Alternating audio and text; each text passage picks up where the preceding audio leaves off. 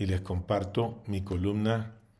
intitulada Empresarios, es tiempo de defender sin timideces la economía de mercado. En días pasados tuvo lugar el 6º Congreso Empresarial de la ANDI, que fue oportunidad para que varios de los candidatos presidenciales expusieran sus planteamientos. Tradicionalmente los industriales y los gremios económicos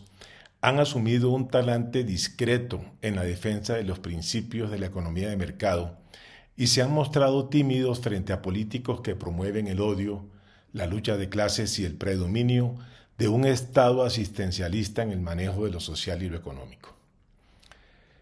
No se puede ser vergonzante en la defensa de la economía de mercado, y menos aún cuando es notorio el fracaso de los países que han adoptado esquemas distintos. La coyuntura actual y el hecho de que las encuestas colocan en la punta a un candidato que no parece caracterizarse precisamente por la defensa de esos principios,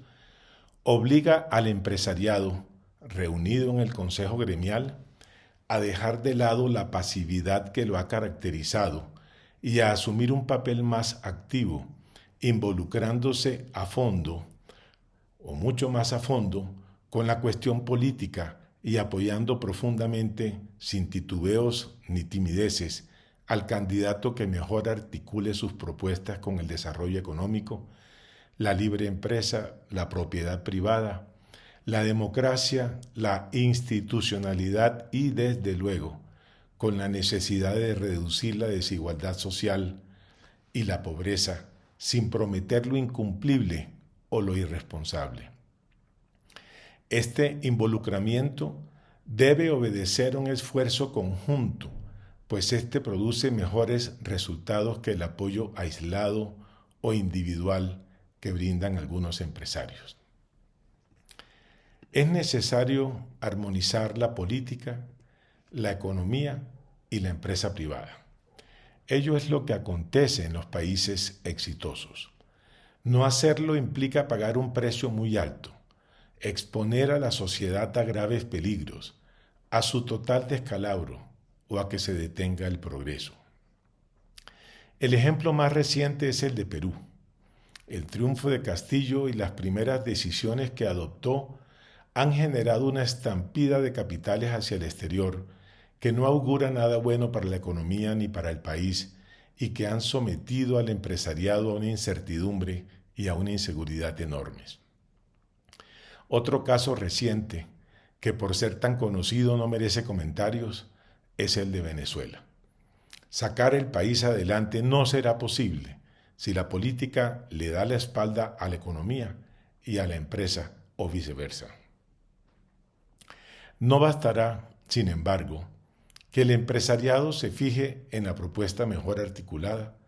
sino que debe ponderar con sumo cuidado si esa propuesta, aparte de ser realista, responde a un genuino propósito y decisión de sacarla avante y no a fines puramente electoreros,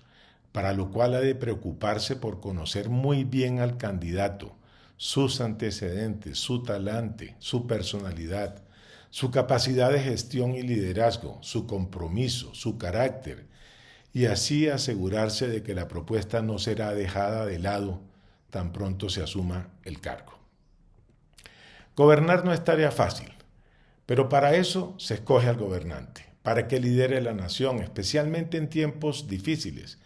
como en su momento lo hicieron, entre otros, Churchill, Margaret Thatcher y Gerard Restrepo, quienes dirigieron al país en un determinado sentido, con autoridad, ejerciendo una fuerte influencia sobre él e imprimiéndole una dirección clara, y en esa tarea es primordial el compromiso empresarial. Decía Antonio Cánovas del Castillo, político e historiador español, que la política es el arte de aplicar en cada época aquella parte del ideal que las circunstancias hacen posible, lo que expresado de otra manera significa que, como decía otro político, es el arte de lograr transacciones entre los principios y las circunstancias. El problema es que, en el caso de Colombia, prevalecen las circunstancias, cuando lo que hay que hacer Como decía el político inglés Benjamin Disraeli, es someter a las circunstancias y no someterse a ellas. El país ya ha sido testigo de cómo se enarbolan en campaña unas propuestas para llegar al cargo y de cómo éstas se abandonan más pronto que tarde, dando la espalda a las mayorías que las escogieron y al partido que las puso en vanguardia. Es testigo también de la metamorfosis de algunos candidatos o de cómo cambia su pensamiento que los lleva, por ejemplo,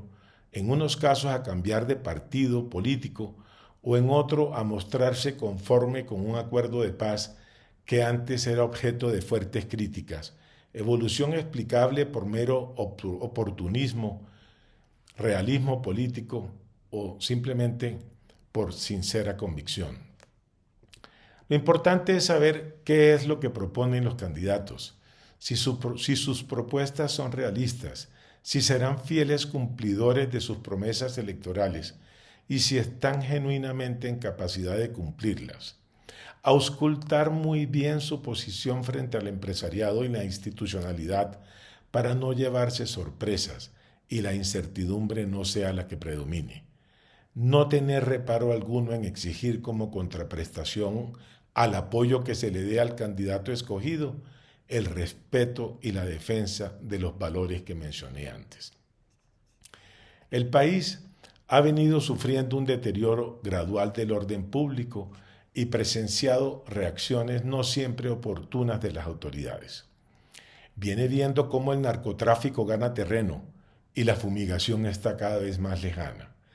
Cómo predominan las vías de hecho y se hacen, en respuesta, concesiones no siempre aconsejables o inaceptables, más encaminadas a apaciguar a ciertos sectores. Cómo la institucionalidad se resquebraja, cómo las exigencias de las FARC crecen, y no será extraño que ahora que el Partido Comunes dice enfrentar divisiones, surjan nuevas disidencias, esta vez políticas, es decir, escisiones del partido con miras a ganar nuevos escaños en el Congreso, bajo el supuesto de que las FARC mantendrán en todo caso las curules que gratuitamente les dieron. Se requiere un gobernante firme, a quien no le dé temor tomar decisiones radicales,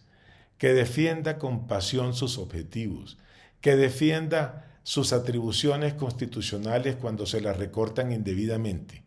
que tenga una visión clara del país y la garra necesaria para hacerla realidad, que tenga claro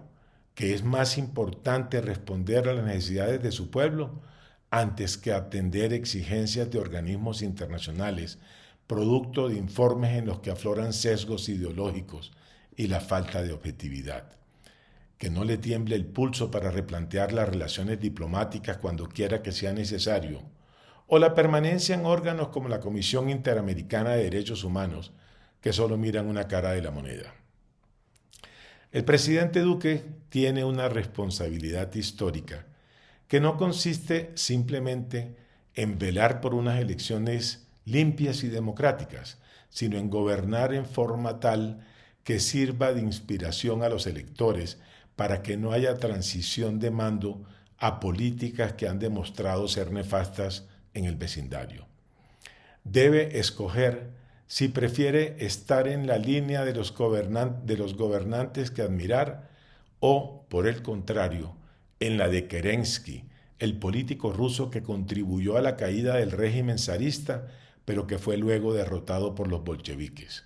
Por lo pronto, el partido que lo condujo a la presidencia, que se supondría era el partido de gobierno, no terminó siéndolo y, peor aún, está fraccionado y con sus candidatos más visibles, María Fernanda Cabal, Óscar Iván Zuluaga y Rafael Nieto, todos con buenas credenciales, con enfoques muy distintos en algunos aspectos fundamentales que ya habrá ocasión de comentar en estas columnas.